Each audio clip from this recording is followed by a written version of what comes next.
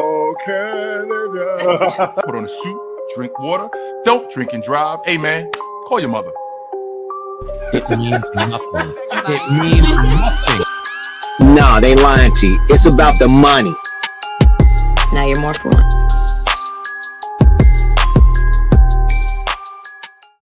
It's about the money. Money. It's about the money. Hey, That's my guy. everybody. That's my guy, Tim Hardaway, man. It's about the money, Tim Hardaway. Welcome to the latest edition of We Got Next. I'm Ricky Hampton with my great friend Paul Mokeski, coming to you on a Monday evening, taking my cap off, my Bridgestone golf cap. It's about to snow outside, man. Oh, boy. No more golf in Detroit. No, actually, it's not that bad weather-wise. Mo, it's good to see you, brother. Good to be seen, man. Come out to Vegas. It was a chilly 65 degrees today. Oh man, chilly. Hey, Everybody bring up your jackets. And welcome to all our friends out there. Thank you for checking in to We Got Next here on Sports Fluent. Make sure you subscribe to the show on YouTube so you can keep up with all the shows. We have great guests here. We got one of the most knowledgeable men in the sport of basketball. Where's he? Don't do that, Mo. Where's he? Big fella, 12 years in the NBA, more than 30 years coaching at every level of the sport. My great friend Paul Mokeski. But Mo, man, we got a lot to talk about tonight. And we got to go to your old stomping grounds in Milwaukee because it's getting interesting there. And I know the controversy and the stuff you see going on is nothing like the days when you played there. And you guys had one of the closest teams in the NBA. Yeah, I mean, winning fixes a lot of things. And, a couple of years ago, everything was great, and then, in my opinion, Giannis wanted to shake things up. And so he got, Holiday left and he got Lillard there and things aren't so rosy anymore. And I think they've been through two coaches and don't know if they're listening to any of them. And, now things aren't so great and people start pointing fingers now. Yeah. The Bucks are off to a 4-9 start. I could have made some money if you'd have told me after 13 games they would be the number 12 seed so far in the Eastern Conference. But that's where they are, Mo. 4-9. Head coach Doc Rivers was fined $25,000 the other day, just today, for commenting about some bad calls that he feels they've gotten. And I gotta say, as a Pistons fan, they got one here. Even the NBA said they got them. I mean, it's not a question. There's no question mark. They said we got it wrong. My bad. Yeah, the game's over. I mean, and more, I want to get to that. The last 2 minutes thing that they're releasing now. Hey, but let's work our way to that and welcome all our friends and guests in. Hey, send us your questions and comments. You got one of the most knowledgeable men in the sport of basketball right here who can help you out with them. But Mo, I think the headline, you got to start with the Cleveland Cavaliers. We knew they were a good team, but 15-0. Yeah, I mean, we talked about this even a year or maybe 2 years ago that when you look at their roster, their starting five, when healthy, is one of the best in the league. Their bench wasn't very good. Yeah. And so now guess what? They're healthy. Strus isn't back yet. He's their best three-point shooter. They're shooting some of the best three-point percentages in the league, and he's not even there yet. But people are figuring out how to play together. Jarrett Allen has come in and absorbed the 5 spot, and he's blocking shots, he's rebounding, he's scoring. He's averaging 15 points a game, 9 rebounds, and that moves Evan Mobley over to the 4 spot where he belongs, and now he's flourishing, averaging 18 and 9. So now that really fits in. And then Mitchell and Garland, we talked about this, Ricky, last year or 2 years ago. They're a top 5 backcourt in the league. They are. So now you got the other guys coming through, and they're all playing well together. They're all accepting their roles, and they don't have any conflict because you got one point guard, you got a scoring guard, you got a big, and then you got a stretch 4, and they're playing really well. And I don't think it's fool's gold at this point. I think they're going to be competitive for the rest. And Paul, and I know you will tell us it's so hard to define what's going to happen as we get to the finals a few months away until we see what happens at the trade deadline. So teams will try to evaluate what they need to do what. Are they already beginning to look at that? Yeah, they look at it all the time. That's what your job is as general manager, director of player personnel. You're looking at this every day. You go in the office and you look, there's a whiteboard behind you that has all the players. They have name tags. Every team in the league, every player's name up there, how much they're averaging, what their salary is. It's on everybody's board in their office. And they're looking at who's doing good, who's doing bad, what do we need? Does the salary fit in with our salary cap? Yeah, they're working on that daily. Now, getting something done is a different question, and that's harder to do. But yeah, for sure. I mean, even though it's only like 10 to 15 games in the season, that's still a little chunk of the season. So yeah, they're looking at that right now. But Ricky, this is the season of injuries.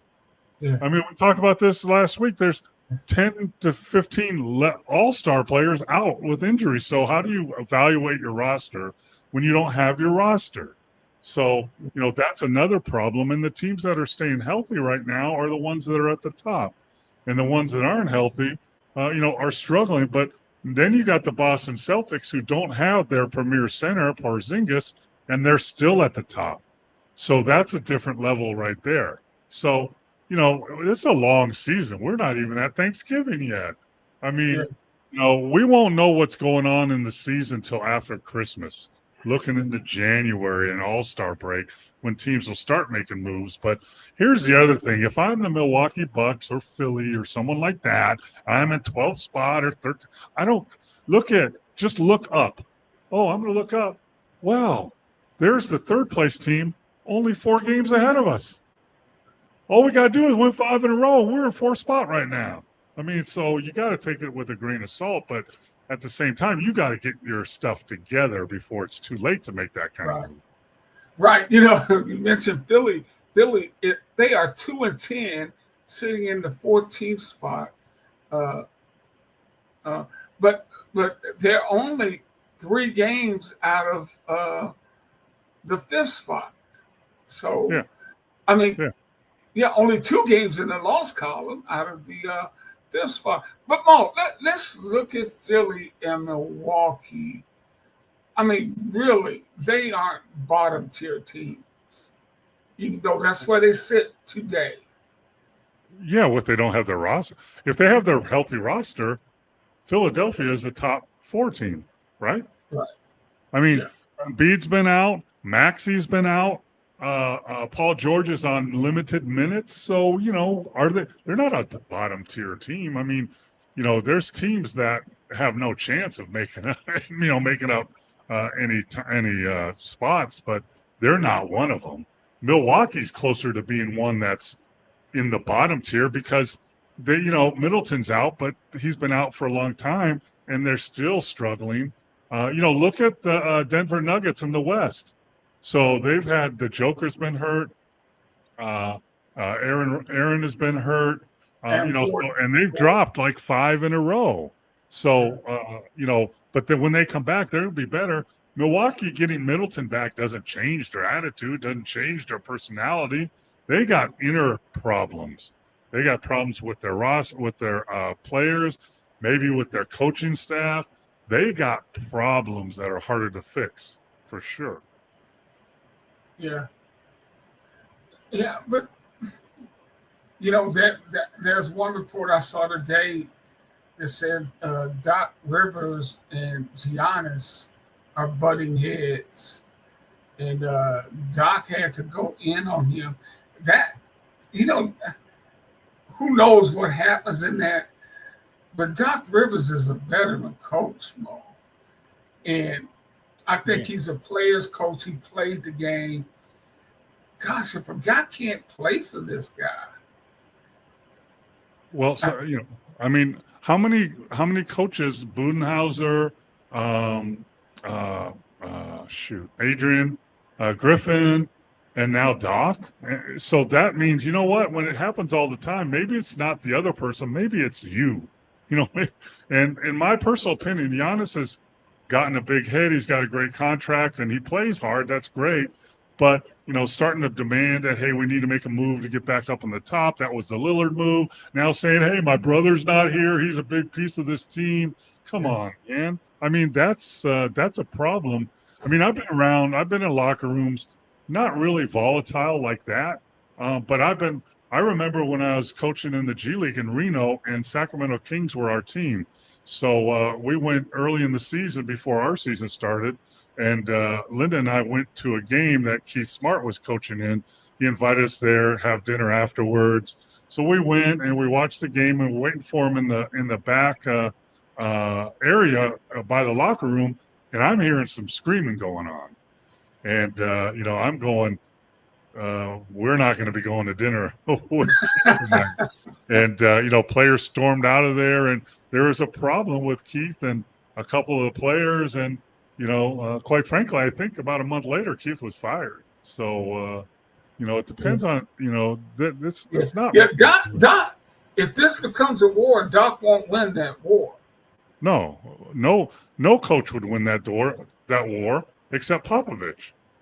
That's the only coach, and maybe in Miami, maybe. But name me another coach that would win a war. Do you think J.J. Redick, who's doing a great job, will win a war against LeBron? I don't think so. It's just not the way it is. So that's a problem. And, I've told you that for years now. One of the big ways to be successful, and the only way you can be a head coach in the NBA, is if the players let you coach. They have to let you coach. If they don't let you coach, then you got no chance. I don't care who you are. I don't care if you're Pat Riley, Red Auerbach. I don't care. If they don't let you coach, you got no chance. And, the Bucks have been wallowing around in that. They made coaching changes and, some personnel changes. But, man, it's a scary situation in Milwaukee right now. And, at some point they're going to have to make a decision. Is it, we knew the window was closing as the better players get older, but has it closed now? Not because of age, but because of the situation. And if it has, at that point, you got to make decisions on trading big pieces, not this backup guy for this and the draft pick. No, like big pieces. And I mean big pieces like Giannis, Lillard, Portis, any of your best players. At this point, if it keeps going on like this, you're looking at something like that if you have the guts as an owner and a GM to do it.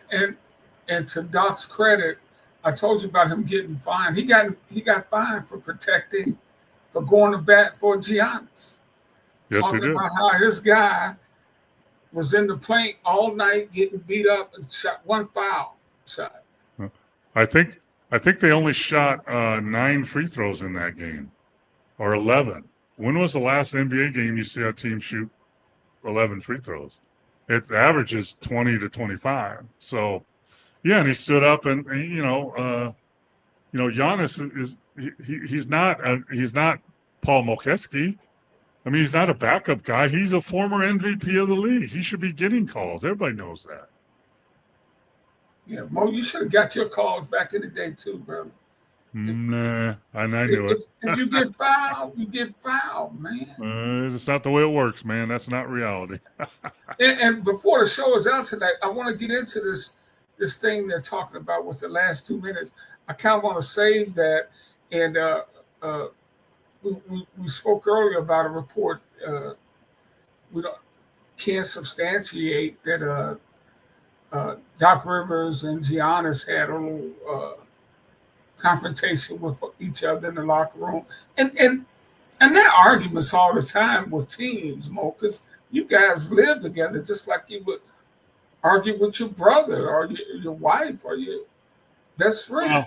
Well, it's kind of different when it's the superstar and head coach. So. Well, it depends. What kind of family you got?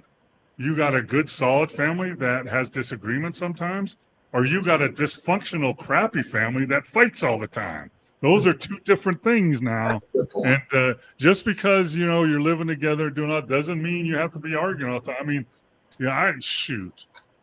with the Milwaukee Bucks for almost 8 years, I can think about maybe 8 kind of arguments in practice or in the locker room. I mean, and that's part of the makeup of the team and part of what kind of family you want to be.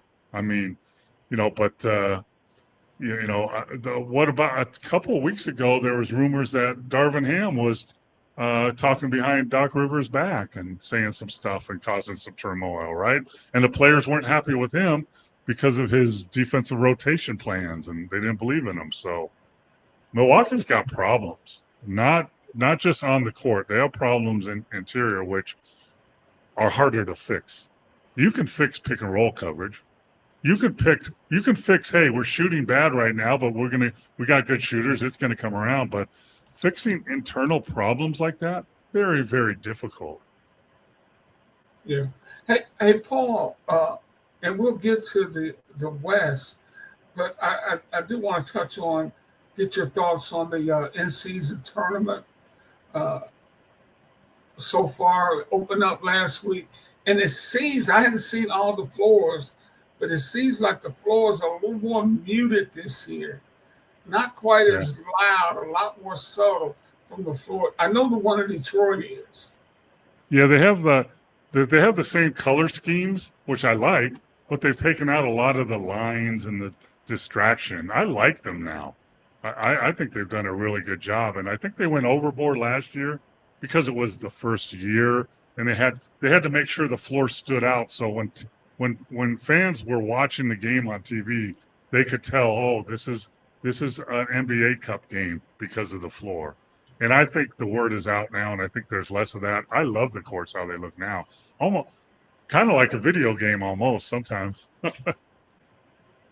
Yeah, pretty cool. Pretty cool. And my Pistons are actually 2-0 in the tournament. Coming to Vegas, baby. You play 4 games, and then you play you start elimination, and after 4 games, you get an elimination bracket. Then you have to win 1 or 2 more. Then you get to come to Vegas, and I think a lot of the players have now bought into this thing. I think last year was a question mark. I think nobody knew what to expect, and I think it was. I went to the games here. I know it was Milwaukee, Indiana, Lakers, and New Orleans, I think.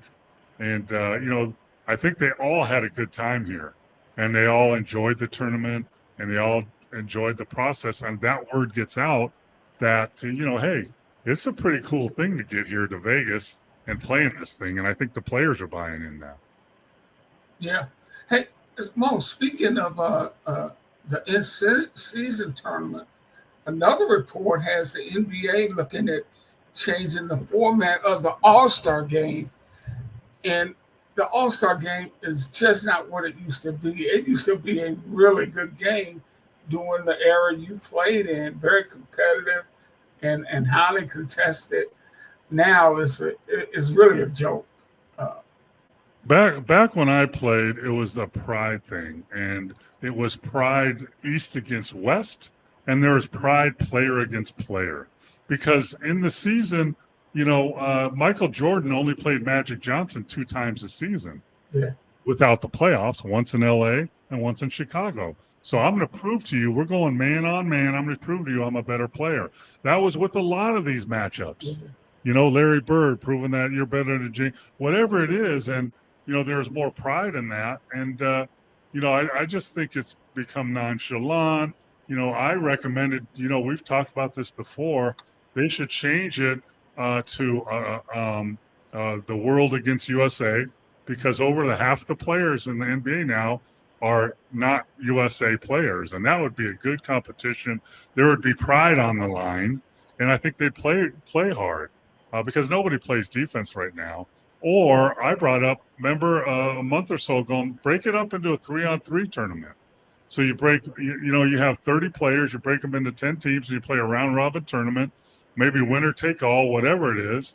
And you'll play a game at both half courts, and then you rotate quick games. And that might be a little bit more exciting to watch. And I think they're talking about doing a mini NBA Cup where they break the NBA All-Stars into 3 teams, and then the winners of the rookie team versus the newcomers, which is the second-year guys, that winning team would play in that 4-team round-robin tournament with shorter games. And I think that would, stir it up a little bit. But they got to do something. Yeah. Just running up there 185 to, I mean. Oh, nobody cares. I really think I could get to double figures in an NBA All-Star game. Oh. Yeah, I know I could. I don't know about you, Ricky, but. But I mean, because a couple years ago here in Vegas, I think they had the rookies play the second-year guys, and I think it was like 190 to 100. It was dunk contest joke. Nobody even getting back, and everybody hated it. And I think they realized this is not what people want to watch. There needs to be some kind of defense and some kind of pride. They even tried to do it a couple years ago where they played quarters. Whoever won the quarter, X amount, $100,000 went to that team's charity, and that didn't work either. Yeah. So we'll keep our eye on that. And but Mo, you're right about the in-season tournament. J.B. Bickerstaff, the coach of the Pistons, really excited about it. He's got a young team, and this gives them an opportunity to kind of experience some playoff-like basketball. Yeah, and they're young, and they're playing better. They're almost 500. It'll be a great experience for them, to continue on with what they're doing. And he's right. And you know what? It's proven that J.B. Bickerstaff making players not wear hats and shorts and T-shirts on the bench, and that's paying off for them. Thank goodness. Old school. I like it. Yeah, absolutely, man. That's for sure. I think my guys are struggling a little bit tonight. But let's go west, because the West is same old Wild Wild West, Mo, with Golden State off to a great start at 10-2. Oklahoma City right there with them at 11-3, even with losing Chet Holmgren. The Houston Rockets. Wait. And Harkenstein. Who hasn't played this year. They haven't even seen him yet. Yeah. So they're playing 6'6" and under team. That's what they are now. Their center is 6'6", and they're still winning games. Yeah. Houston Rockets 10-4, and Lakers off to a good start, 9-4, as well as Phoenix. Denver struggling a little bit, 7-5. Timberwolves 8-6. Memphis 8-6. The Clippers are in the 11th spot at 7-7 in the West. Yeah, I mean, and it'll be like that all year long, won't it, Mo? Well, the biggest disappointment in the West is the Dallas Mavericks. The Dallas Mavericks, who I picked to upset and get to the NBA Finals and win it, are horrible. They're struggling. I don't know what's wrong. They're all healthy. Luka's a little banged up though, but I don't know what position are they in, Ricky. They're at the bottom. Right? They're 7-7, the 10th spot. Yeah, which not very good for them. And that's the biggest letdown in the West is the Dallas Maverick, because the Denver Nuggets, they're banged up and they're hurt, so you understand that. But Dallas has been relatively healthy, and they got Lively back, and they're still struggling. But it's still early. The Warriors, I said the Cavs were not fool's gold. I think the Warriors are fool's gold because they don't have size to compete in the playoffs. I think they'll have a really good season, and then in the playoffs, when you got to play a 7-game series against LeBron or AD or the Joker or some of those bigger teams, they won't be able to last in a 7-game series. And now it looks like Draymond Green is starting to be Draymond Green when he tried to trip my guy Edie in the game and with a non-basketball play. Come on, Draymond, stop doing that, man. And Mo, we didn't get to talk about Zach Edey last week. We ran out of time. You called this 2 years ago when people were saying they said he wouldn't even get drafted at one point. He didn't get drafted. Well, he'll be a late round draft. And Memphis took him, I think, first round, I think, maybe the 9th or 10th pick. Yeah. He has been an excellent rookie for them. 2 years ago, or 3, whatever that works out to, he was the best player in college. The best player in college, averaging like 30 points and 15 rebounds and 5 block shots. And nobody drafted him, Ricky. Nobody drafted him. But he went back to college, did the same thing here, and now he's lost some weight. He's more movable, has more lateral movement. Here's the other thing. He went back to college. Ricky, with all this millions of dollars of NIL money, he can't get NIL money because he's from Canada. And if you're from outside the country, you can't get NIL money. I got guys at Kansas not playing, making $1 million, but he went back, did what he was supposed to do. Then he came to the Chicago pre-draft camp, showed that he can move better than people think, showed that he has 3-point range on his jump shot, did all the things right, and now his teammates love him because he can catch the ball, he can finish, he's strong, he blocks shots, he's a great teammate, he takes huge picks and rolls. So and he got some nasty in him too, Mo. Yeah, I mean, he's not a pushover, and believe it or not, there's a lot of guys that big guys, tall guys that don't have that nasty in them. Sean Bradley, had a really good career, but he didn't have guys like that. Even Yao Ming, who had, was an all-star, he didn't have that nasty in him. So it's good to see. I'm happy for Edey of the success he's having. And you could do a camp on showing big men not only the fundamentals of post play, but the nastiness of post play. No, because you can't do that anymore. You get kicked out of the game. It's a flagrant 2. You can't bump anybody. You can't do that anymore. So, I might be able to show them a couple tricks here and there, but the physicality in the game isn't what it was. So it's tough. Yeah, that is true. What do you think his ceiling is, Mo? What would you project him to? Can he be a 15-10 guy? Absolutely. No question. I think he is already, isn't he? Close to that, yeah. Yeah, no, he's going to get better. Once he figures out stuff and, how to get, different things. And, here's what's going to happen, though. Around Christmas time before the All-Star break, he's going to hit a wall. He's going to hit the rookie wall. And if he can get past that, he's going to have a great season. He's only going to get better, Ricky. I mean, he's going to shoot better, going to get more range. His upside is huge. I think Brook Lopez plus some, because I think Brook Lopez was an all-star for a couple of years, and so Zach Edey is that level for sure. Maybe even a little better. We'll see. Wow. And you know what else he has too? So what really pushes guys to get better is competition. Magic had Bird, Jordan had the Pistons. That pushes you, right? So he's got Holmgren in OKC and Wembanyama in San Antonio, both young, big 7-foot guys that he can compete against and judge himself against. So that's all you make them make all three of them better, I think. Well, I can't wait to see that matchup. I'm gonna have to circle that game on the schedule. Steve updated us on Bronny James. Speaking of rookies, 2 for 10 in the G League yesterday.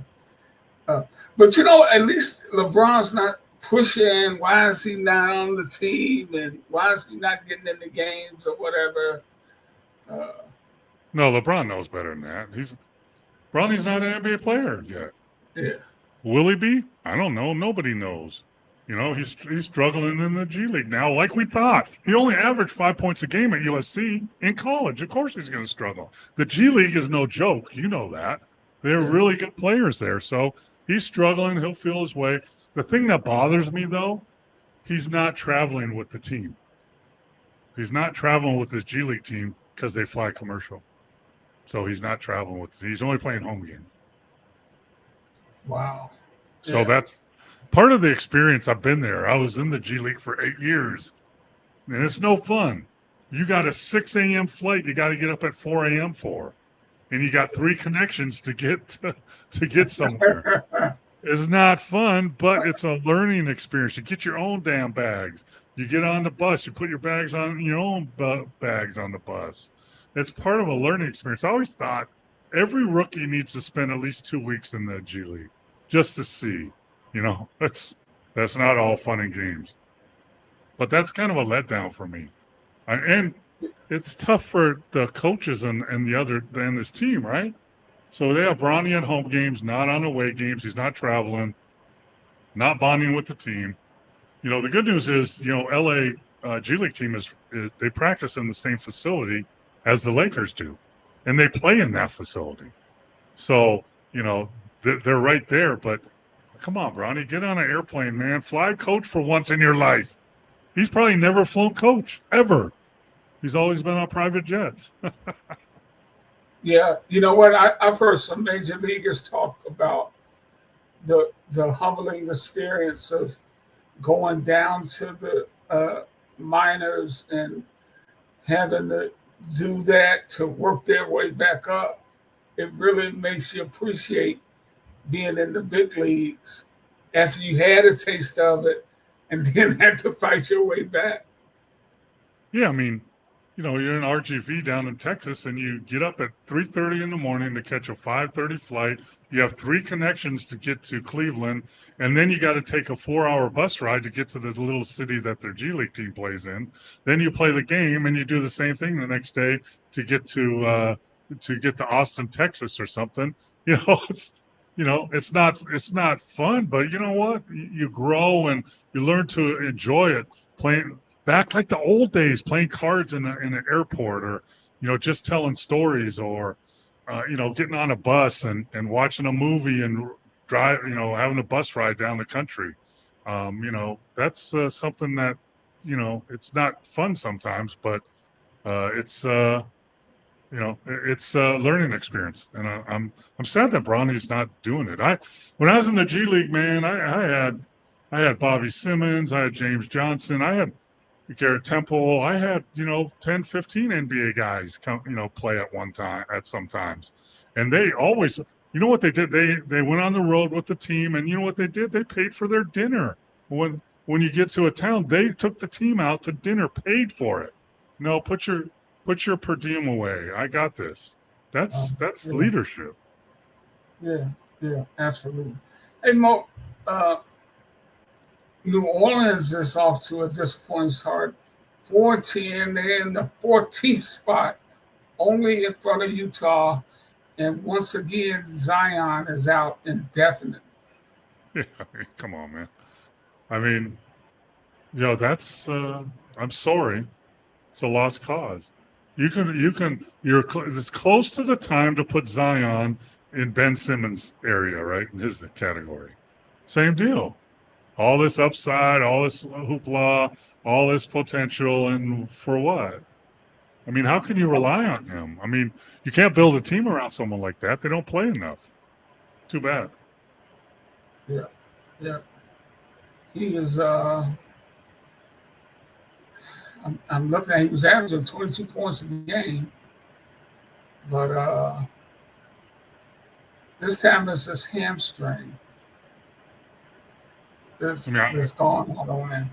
Has hamstring, back, hip, and we've talked about this too. His body is very unique to basketball. It's not made for, taking that pounding. He jumps high, lands hard, and he's undersized. So, it's I don't know how this turns around and becomes better.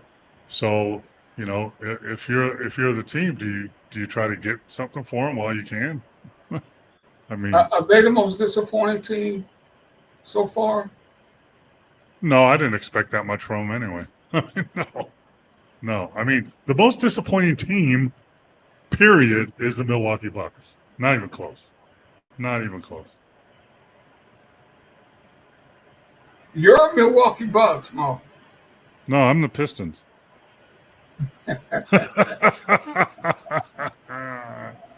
Yeah, sadly enough. I mean, it's really, it's not good, man. It's not good what they're doing, what they're going through. And it's not, I don't see any light at the end of the tunnel. And, if you can't play, if you can't play for Doc Rivers, who's a player's coach, a champion, I mean, he's got a championship ring, and, so, maybe it's not the coaches, maybe it's the players.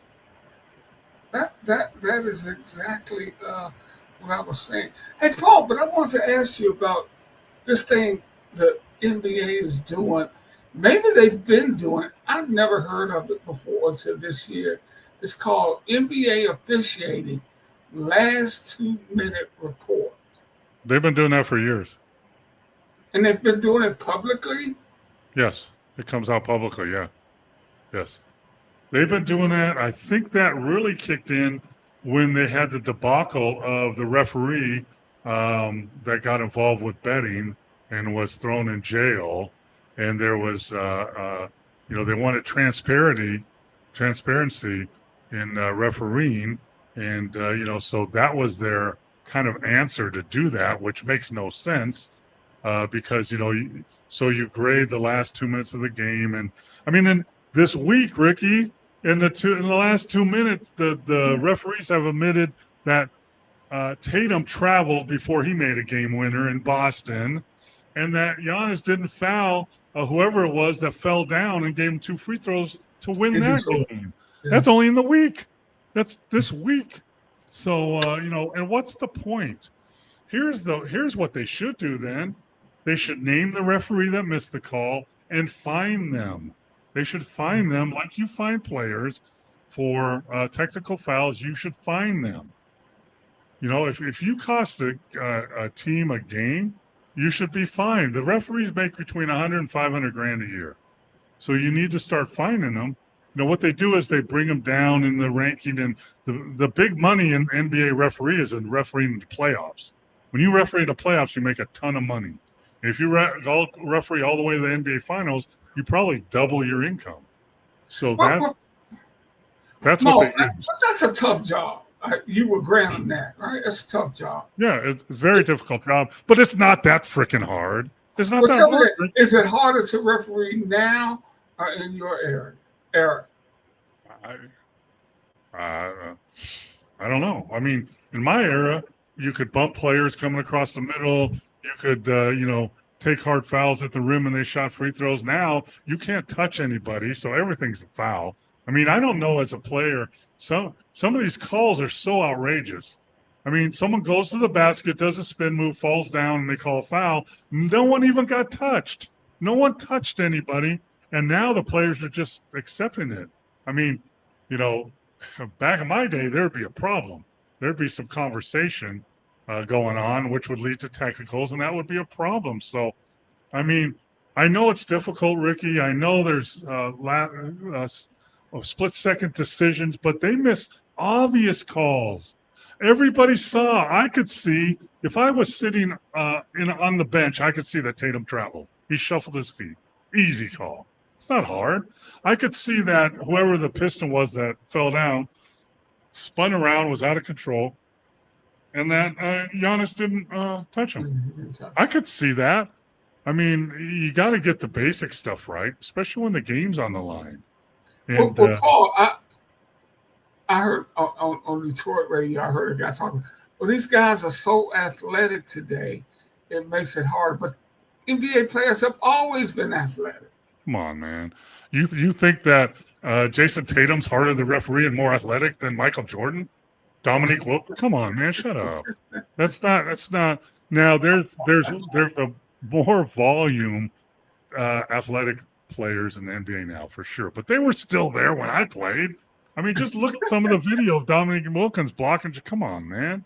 David Thompson, but that's just an excuse. I mean, it doesn't happen. I could see, man, when I ref practice when I was in the G League, I sat down on a chair at half court. I could ref.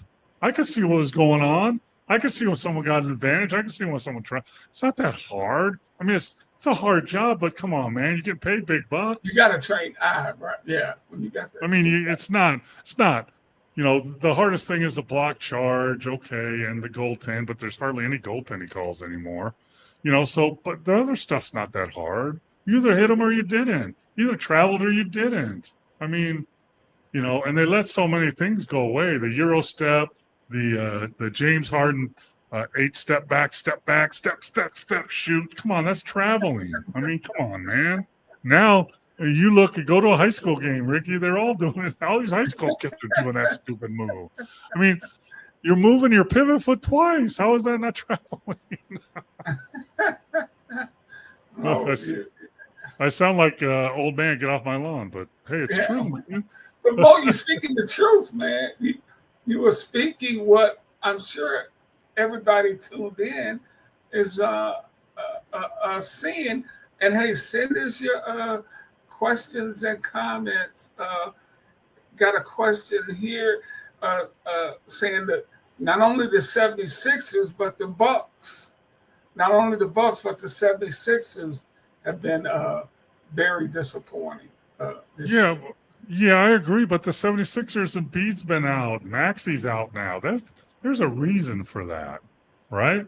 For the Bucks, Middleton being out is not a reason. I'm sorry. And that's the biggest disappointment. Injuries happen, and, 2 of your best players are out. I mean, you're not going to win some games, man. And in the NBA, you got to have your guys. Yeah. More so than any other sport, I think. You got to have your guys.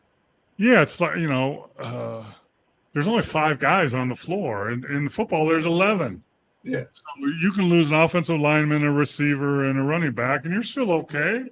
You're still okay. But you lose 2 of your main guys for any extended period of time. You can make up for it for a little while. These guys, Ricky, these guys on the bench can play. And they can come in and score 20, 25 in a game in the short run. But over the long run, then what that does is your guy you're relying on the bench to come off and help you is now starting. And the guy that wasn't playing much is now taking his spot. So you got a domino effect of what you're doing. You only have 12 guys on the team. So that really, when you start losing your main guys in basketball for extended period of time, you got problems. And it's very frustrating. I've been there as a coach. You sit there and you lose a game and you played pretty darn good and you shot pretty darn good and you rebounded pretty darn good, but you lost by 15 because they're better than you. And you sit there in the coach's office or on the bus or on the plane, and you're sitting with the coaches going, damn, if we would have had this guy and this guy, we for sure would have won that game. Right. And Mo, last year, a guy by the name of Malachi Flynn, to your point, Paul, that these guys can't play. Malachi Flynn came off the bench for the Detroit Pistons last year and scored 50 freaking points. Sure. You know where he is now? Probably playing in Austin, Texas in the G League. Is he? Yeah. Because he's not consistent. I mean, so, and a lot of it is opportunity, right? I mean, if you're coming off the bench in the NBA, you're not going to shoot 30 times. You can't. You get 10, 12 14 shots maybe. If you're starting NBA, you can shoot 20 times, 30 times. You can make up for a lot of bad stuff going on. Hey, I'm with Steve Schroeder on this one. Take the goaltending call out of the game, Mo. Well, I agree with that, but you're not taking the goaltending out of the game. There is still goaltending in international play. When it's in the rim, when it's in the cylinder, and part of it is below the rim, you can't knock it off. But the difference is when it hits the rim, it's live and it bounces off. You can dunk it in or you can knock it off no matter where it is. Or you can't do that in the NBA. And also in international rules, just like in the NBA, when the ball's coming down, you can't goaltend it. But I agree, and the G League uses it. It's been using that rule for 10 years now. The G League, everybody uses it. You know, when the ball hits the rim, it's live. You can dunk it, or you can knock it off. But the reality, though, I think they should implement that in the NBA. But Steve, I'm telling you, I've coached FIBA, I've coached in G League with that rule. It only comes into effect 3 times a game, probably, maybe, because it's just a non-natural thing. And it came into a big play in a playoff series when I was with RGV. We're playing Reno, and at the end of the game, our player shot a free throw, and it went up, and our guy tip dunked it. Instead of 1 point, it's 2 points because it was a tip dunk, and we won the game. Hey, Mo, before we get out of here, man, I want to ask you about a situation and talking about sportsmanship. The Celebration Bowl in college football that crowns the HBCU national champion. They're taking the post-game handshake out after a fight, it was scuffle. And there have been some other post-game scuffles. You have always said that you don't really need that anyway.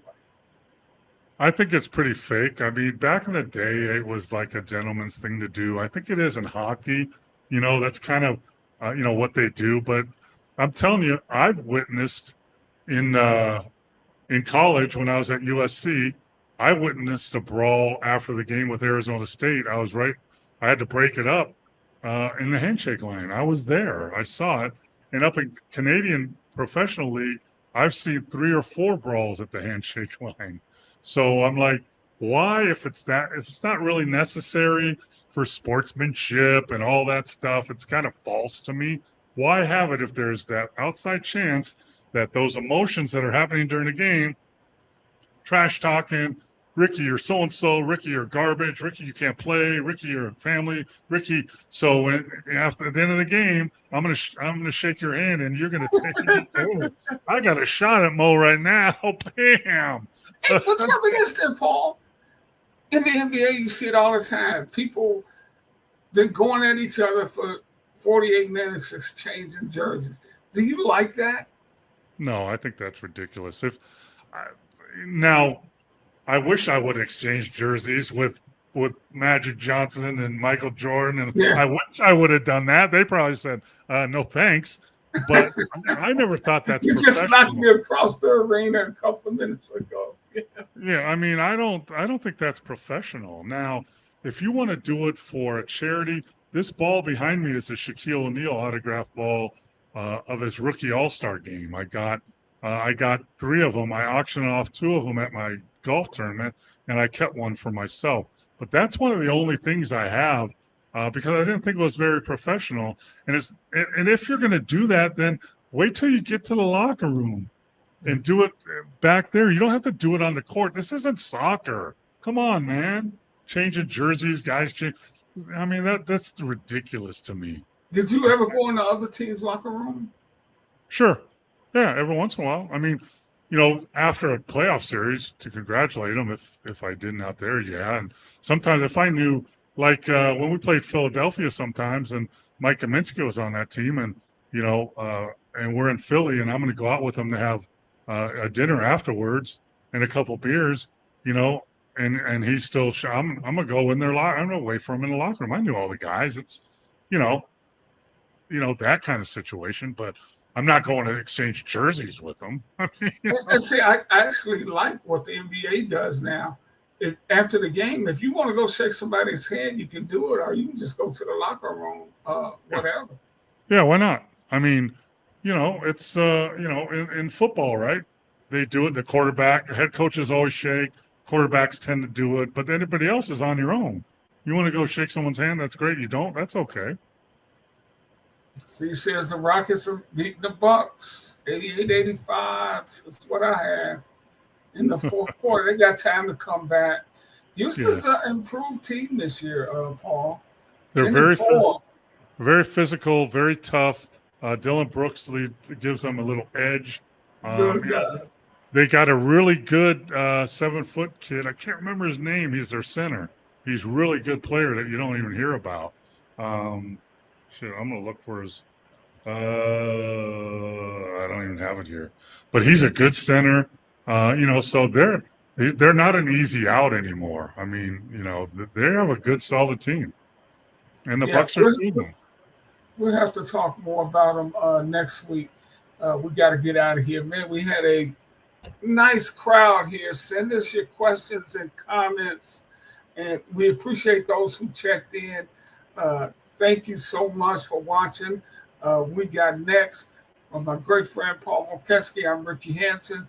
We will see you guys next week. Take care, everybody. Peace out. Oh, Canada. Put on a suit, drink water. Don't drink and drive. Hey, man, call your mother. It means nothing. It means nothing. Nah, they lying to you. It's about the money. Now you're more fluent.